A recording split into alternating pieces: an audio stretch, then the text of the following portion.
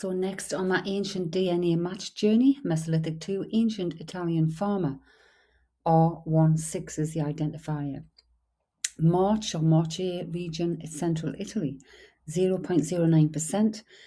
You are genetically closer to this sample than 59.22% of other genome link users. The sample from a Neolithic Mediterranean female individual who belongs to the impressed ware / cordial ware culture unearthed at the Rippa Bianca de Monterrado archaeological site, which is situated in the coastal area of the Adriatic Sea, a few kilometres north of Ancona city in the Marche region, central Italy. The ceramics of the site represent some specific character with a mixture of Adriatic impressed ware and linear pottery culture. Her skeleton remains were radiocarbon dated to be from 5301 to 5214 Cal BCE interval. DNA extraction was performed from her petrous bone sample. Her mitochondrial DNA haplogroup was identified to be U5B2B3. The U5 superclade existed in Central Europe before its dispersal into Northern Europe, and it's believed to have evolved in the Western Steppe region before entering Europe. It appeared in Europe before the last glacial maximum. Apparently no photographs or reconstructions exist for the specific ancient individual known as sample R16, nor are there public site images capturing the exact excavation context of the individual. She represents a crucial genetic and cultural checkpoint for the cordial / impressed ware culture as it spread along the Adriatic coast, marking the transition to agriculture in central Italy. The burial site layout. Position within the settlement, the burial was not found in an isolated cemetery. Instead, R16 was discovered at the edge of a domestic hut structure within the Neolithic village. She was buried in an inhumation grave, positioned lying down flat on her back in a supine position. Directly adjacent to her was a second inhumation burial containing the skeleton of an elderly man. Two other nearby burials, including a child to the south, were unfortunately heavily disturbed and damaged centuries later by the agricultural planting of a local vineyard.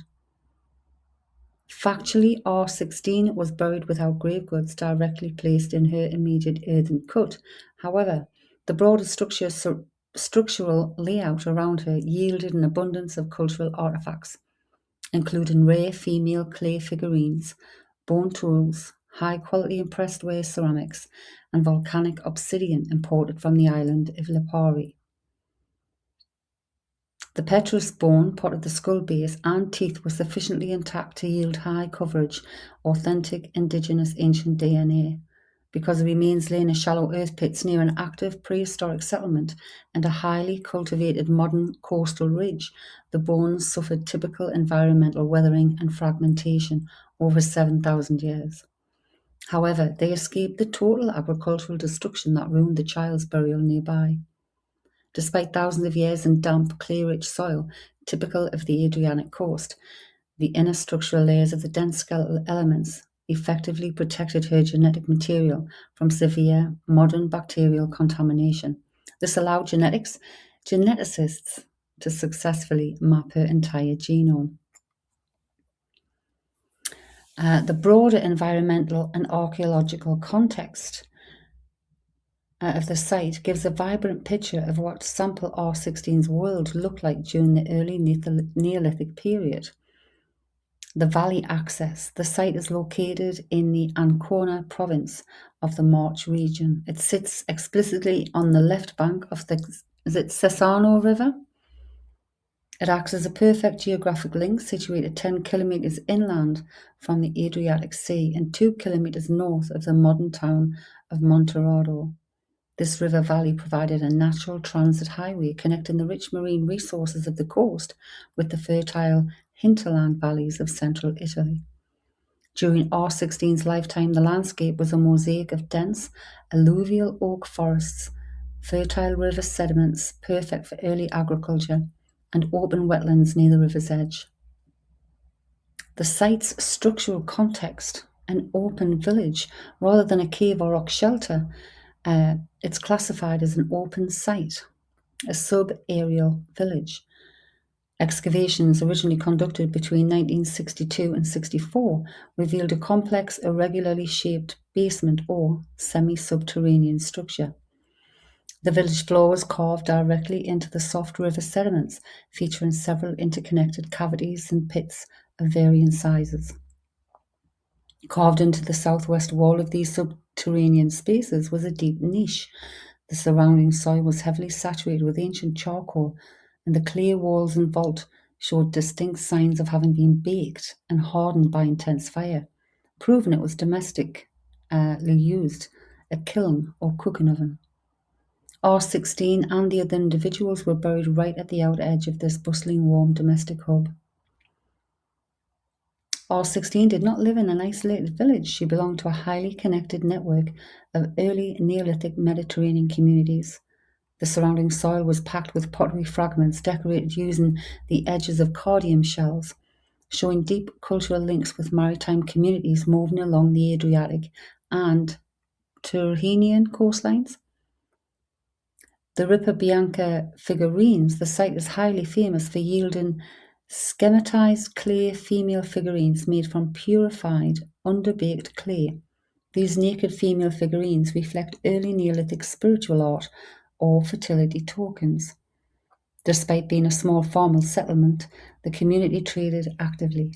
Excavators found obsidian tools originating from the Tyrrhenian volcanic islands and rare discoid steatite stone beads used for clothing ornamentation, which had been exchanged through networks extending across the Apennine Mountains. So we don't know how she died, but back in the day, living in close quarters with animals and other humans created an environment where pathogens thrived. Complications at childbirth was the most common cause of death for young to middle-aged Neolithic women. Infections, a simple tooth abscess or minor infection, could turn fatal without modern medicine. As an early cordial and Prestway pioneer living in an open-air village along the Sassano River, her day-to-day life was defined by the labour-intensive transition to a farming lifestyle. Unlike her nomadic hunter-gatherer ancestors, R16's diet was dominated by early agricultural staples. Her community cultivated corn and emmer wheat, barley, and legumes.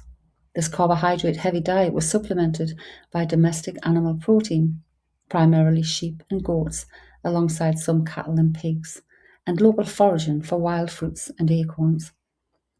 Her bones reflect a life of intense, repetitive physical strain. Women in early farming communities spent hours grinding grain by hand on heavy stone querns, tilling the river valley soil with bone and wooden tools, and carrying heavy pottery vessels of water up from the river. R16 likely spent significant time pressing local cockle and cardium shells into wet clay to create the community's signature impressed way pottery. She may also have been involved in crafting the famous schematized clay female figurines found near her home. These are the hallmark of the Ripa Bianca site. Her home was a semi-subterranean hut cut into the earth. Her life centered around a communal stone and clay oven which radiated heat, served as the village kitchen, and likely doubled as a kiln for pottery. This bustling, smoky domestic hub was where she spent her evenings, and it's precisely where her community chose to lay her to rest when she died. So what does it say about my 0.09% autosomal match here? It's an incredible link to the deep past. Matching 0.09% with sample R16 means you carry a direct, unbroken genetic signature that traces all the way back to the cardial-impressed way pioneers who walked the Adriatic coast 7,200 years ago. In the world of consumer genomics and ancient DNA matching, 0.09% is a highly notable and tangible segment because DNA dilutes rapidly across generations.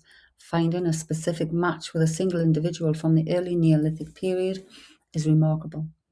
It tells us a few fascinating things about your heritage.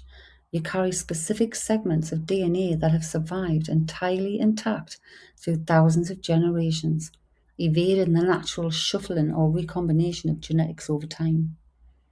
Your ancestors were part of the historic wave of early Anatolian migrant farmers who swept across the Mediterranean, integrated with local European hunter-gatherers, and introduced agriculture to central Italy. Because the cordial way culture eventually expanded outward from Italy into southern France, Iberia, and deeper into Europe, the shared genetic material is a foundational building block for millions of modern people, and you hold a direct piece of it. You aren't just reading about a random archaeological artifact, you're looking at a distant genetic relative.